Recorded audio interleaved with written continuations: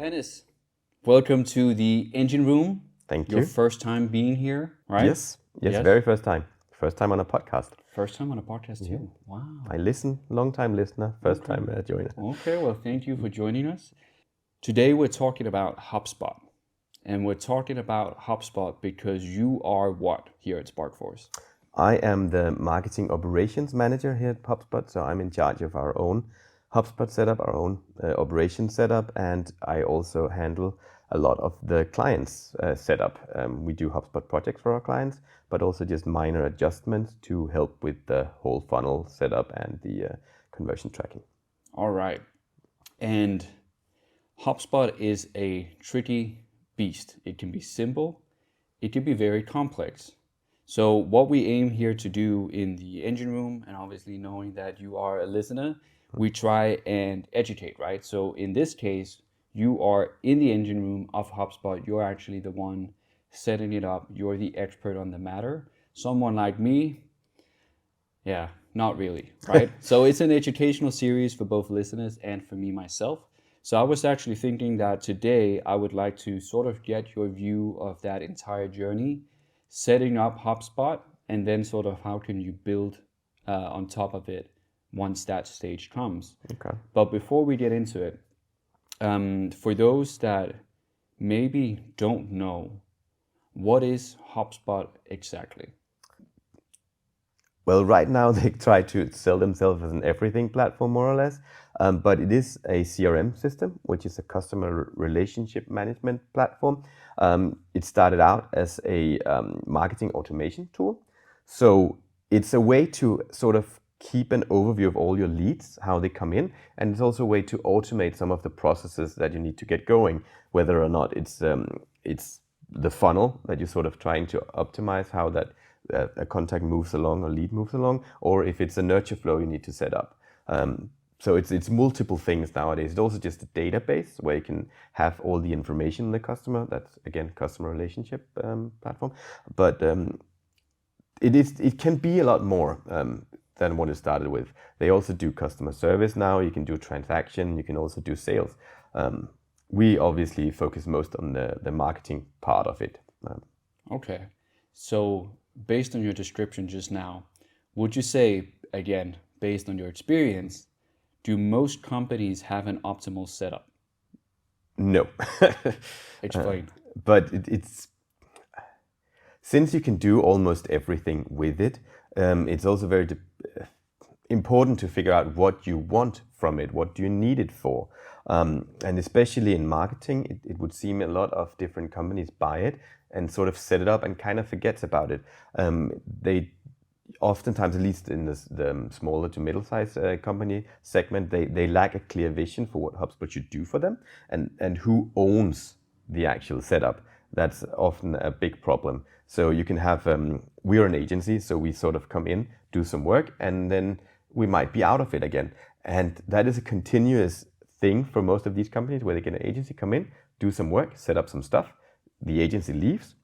Everything is kind of just lost. They just leave it be, nothing to optimize, we don't update it to new processes, and then it's just there. And then a new agency come in, create something new, and then the story repeats itself. Yeah, with no one to really take responsibility for it in Exactly. the company. It's funny you mentioned that, because what I wanted to ask you first was basically before anything else, when you think of getting a CRM, or maybe you think about basically renovating your CRM, right? What should companies generally think or plan before even touching HubSpot? It's a complicated question and a complicated subject. I would say you try to figure out what needs it need to serve. So why do you have it? What do you need it to do? A good question usually is it only going to be marketing? Is it also going to be sales? Is it also going to be customer service? How much of the actual lead stage funnel will you have it impact? How much of it should live in HubSpot? Do you use it for everything? Do you want to use it for the website? Try to figure out what you need it to do, and from there see how can I make that happen in the most native way. You can do a lot of custom stuff, but always try to see what can happen from out of the box, because that you can say the system is built for that. And that's always the best approach, because it's easier for people coming in to sort of take over if it's all native built and not as custom. But I would try to figure out what does it need to do for your company? What do you want it to do? Right. And that's, I think, generally a good question for any sort of software Yeah. you get, right? Sort of think out, okay, what is the outcome here? What is the goal of the tool? So we know that if people don't sort of plan, then mistakes are bound to happen. What are some typical mistakes you see when people, when companies, they start setting up their CRM, whether that be, let's say, HubSpot in this case? Usually I would say it's not finished, that a lot of the time you sort of start setting something up and then your everyday work comes into place and you sort of, you have to take care of this, and then you just forget about it. So that's the usual biggest issue we have. The good thing about a lot of these CRM systems is if you set it up just minorly, it still does something. So it's hard to make like really bad mistakes. I think one of the biggest ones would usually have to do with your subscription. If you end up uploading a ton of leads and making them all marketing contacts, you have to pay for each increment of 5,000. And if you ended up uploading a crazy list, then it's really bad. So I think that's probably the most common mistake, is you have a lot of data in there, but it's not structured correctly. So we have had another company, I think they had like multiple thousands contacts, but they had 3 times as many companies without a contact. And then you can ask yourself, why? Why do you have the company in HubSpot when you don't even have a contact? Most of it is contact based if you want to do outreach, if you want to see someone coming in. So it's probably just filling it out with data that you don't really know why it's there or what you need it for. That could also be an issue when you're migrating from an older system. You just carry over all the old data and it's just there. And you're just like, well, it's just convoluting the whole thing and making it harder to identify what is good and what is bad. Yeah, no, that makes perfect sense. I was sitting in-house at one point where I came to look at their HubSpot. I was just starting the role. I was trying to get my mind around the potential revenue analysis. And I couldn't navigate it for the life of me, because people had come and gone in various different roles trying to manage HubSpot, basically just switching stakeholders with no single individual cleaning it up. So some were added, some were removed, and at the end of the day, you're sitting with this very complex structure, right? Yeah. And then you're like, oh gosh, how do we even solve Where this? do we even begin? Where do we even begin, right? And I think that's one point where you could bring in an agency or a very skilled in-house person, but it's definitely going to take a while. Yeah. When most companies then are setting up their HubSpot, or they're cleaning it up, right? Let's talk like the minimum viable product in terms of what do you need when you set up HubSpot. So let's think about B2B SaaS companies. They are at a point where they need a HubSpot, or maybe they need to clean it up. Either way, you want to start from scratch. Yeah. What does that MVP look like for you? What do you need? The bare minimum, or the good foundation, or what can you say? I like to have an overview of how let's call it the lead funnel sort of happens. So an overview of when something is a lead, when do they become marketing qualified, when do they become sales qualified, and when do they become an opportunity, and when are they closed lost. Trying to figure out when are they handed over from marketing to sales, what are the different breakpoints. I find that is the most, let's call it business critical part of the whole framework. And it's not so much tied to HubSpot as it is to your business in general, but having a clear view of that whole structure makes everything easier afterwards. From a purely HubSpot perspective, I would think something like forms, because in B2Bs and especially SaaS, most of the interaction with leads are coming through forms. You need to sort of connect them to HubSpot, either use the HubSpot forms or connect whatever forms you use on your website with the HubSpot ones. Then you need to set up the email sending capabilities. That's usually done in your DNS setup. So you can send emails from HubSpot. It is, after all, a marketing automation tool. And then figure out a good pipeline overview, so you can sort of track your ongoing deals and ongoing opportunities, depending on how the integration is. I would say that is like the bare minimum. Then after that, you would start to integrate with different other products. We like to integrate it with different ad platforms, so you can send it data back and you can receive data from there. It's also good to integrate it with if you have multiple CRM setups. A lot of companies use both HubSpot and Salesforce. Then obviously you need to have that integration set up from the get-go, and then figure out where do you sort of cut off the integration. A lot of companies use Salesforce as the source of truth, while also using HubSpot. In that case, you want to limit how much the data changing in HubSpot impacts Salesforce. But that's also a bit on the advanced side. Yeah, but let's dive into that, because that's where I'm curious personally. Why would you have two CRM systems? It's a good question. Usually, I would say it's depending on stakeholders, and it might also just be branding. A lot of, at least the upcoming SaaS companies for the last, I'd say a decade, have seen Salesforce as the go-to CRM system, where HubSpot is kind of the upcoming new one. And HubSpot started out as a marketing tool, where Salesforce, even in the name, was more of a sales-oriented tools. And it's also about, is the company a sales-led organization, or is it kind of sales in combination with marketing? And usually in that case, sales get to sort of decide where they want to live, and that has historically been in favor of Salesforce. And HubSpot hasn't been as good with sales historically, but they're way better now. So you can way better have it all in HubSpot now. But usually that is the case, that each team sort of have their own setup and their own wishes that you need to sort of get to match in a way. Okay. CRM equals data, right? Yes. And logging data. And a recent client of mine, they really want to log data. And it makes sense because, for example, with our colleague Divya, who's doing a lot of revenue analytics, without that, I mean, she doesn't really have any foundation to do any of her work, right? So when we're thinking about reporting, we're thinking about segmentations, where we're winning deals, where does it take the longest, shortest, everything like that. Is there any sort of data you should track from day one? Usually the more the merrier, but depending on what you need the data for. So I'd say we always like to track the source data from day one, so you can sort of look back on it as well.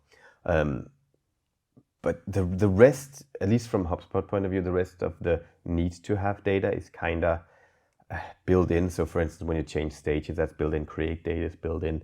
The original source data is built in. What you would like to have on top of that, this is more a marketing oriented thing, but consent data, that is more and more important. And I see a lot of different companies set up where they have really 1,000 of contacts and they don't actually know if they're allowed to send them an email.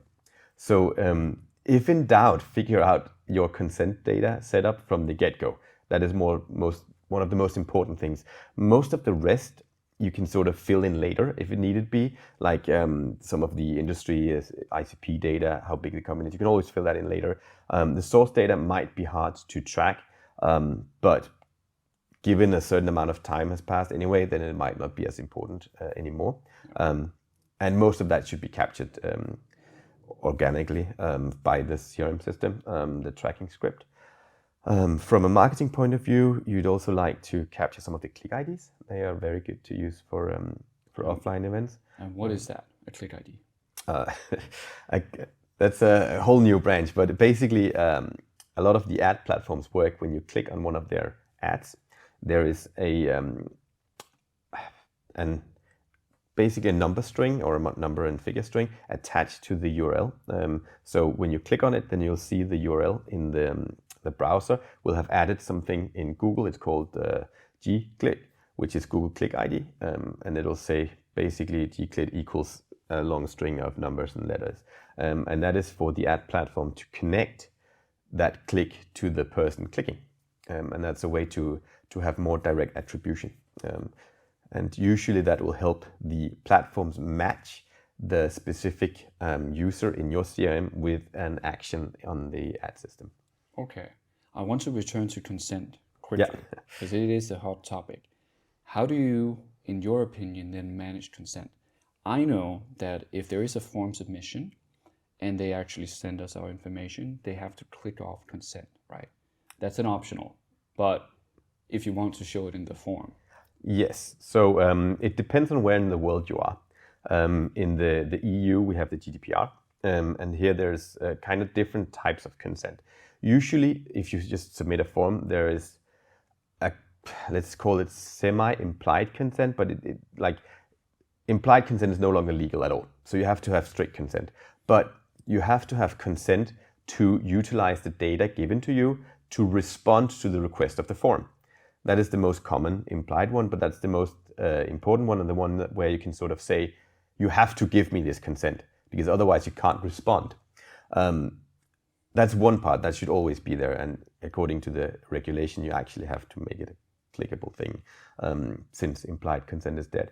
Then there is the marketing consent, which is basically, by clicking this, I give you I consent to you sending me emails. And that should always be optional, according to the law, at least to my knowledge. I'm not a lawyer, so please don't treat this as legal advice whatsoever. But that has to be strictly given before you can start sending the marketing materials.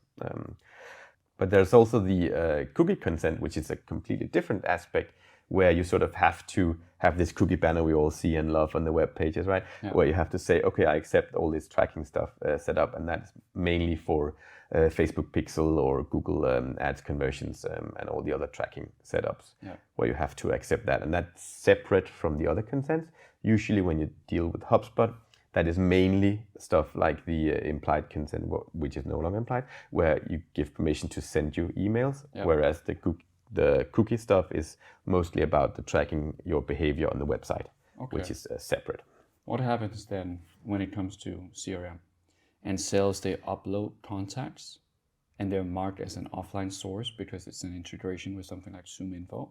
There is no consent. They've just been bundled into HubSpot, right? Then you start sending out emails. How do you navigate that? Well, at least from my understanding of the GDPR, you shouldn't. There could be, and I'm not entirely sure of it, a small loophole where if it's a one-to-one sales outreach, there might be different rules. I'm not completely on top of that part. If it's automatic, then it's no-go. You need a consent.